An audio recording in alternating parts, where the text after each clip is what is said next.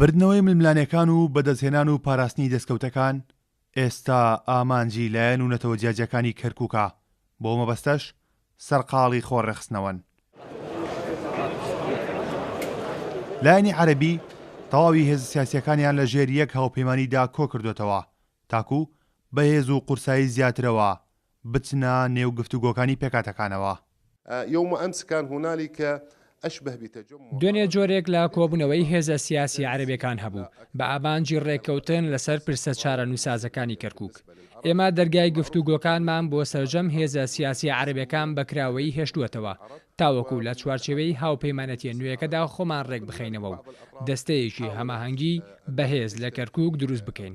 يجب أن نتعاون جميعا لإيجاد لایەنی تورکمانی هاوشێوەی عەرەب دەیەوێت یەکدەنگی لە نێو هێزە سیاسیە تورکمانەکاندا دروست بکات. لەو پێناوەشدا هەوڵەکانیان دەست پێ کردووە. ئەوەی ماوەتەوە تەنها کووردە کە نەیتوانیوە یەکدەنگ و یەکدەست بێت لە کەرکووکدا.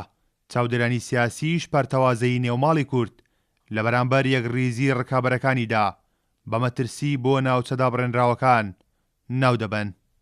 پەرتەوازی کورد لەم دۆخەی ئێستاە لەم هەلومەرجەی ئێستاە زیان و زێرەشی گەورە بە قەزەی کورد دەگەێنێت لە شاری کەرکووک و منتقەی جێناکۆکە لەبەرەوەی وا پێویستەکە لە دوای ئەو شکستە گەورانی کە بەسەر پرسی کورد هەل لە منتقەی جێناکۆکە پێویست و کورد باشتر خۆی ڕێخستایەتەوە باشتر یەکگرتوو بووە لە پێناوی ڕوبەڕووبوونی ئەم دۆخە تازەی ئێستا کە ڕوبەڕووی بۆتەوە بە بێچانەوە لایەنەکانی بەرامبەر کە لە کاتی لە نەشەی سەرکەوتنان ئێستا ئەوان زیاتر خۆیان ڕێزەکانی خۆیان باشتر ڕێکەخەنەوە بۆ ئەوی بتوانن بەو یەکگرتووی خۆیانتان ڕوبەڕووی ئەو قۆناغە تازەی کە ئێستا پێش ڕوبەڕووی بنەوە.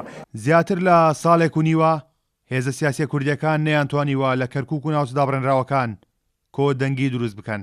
ناژانرێت تاکو و هەڵبژاردننی ئەنجومەنی پارێزگاکان هێزە سیاسیەکان دەتوانن جارێکی دیکە لە کەرکووک و ناوچەدا بڕێنراوەکان یەکڕیز ببنەوە یاخودنا. کارۆن محەممەد کورساد نیوس کەرکووک.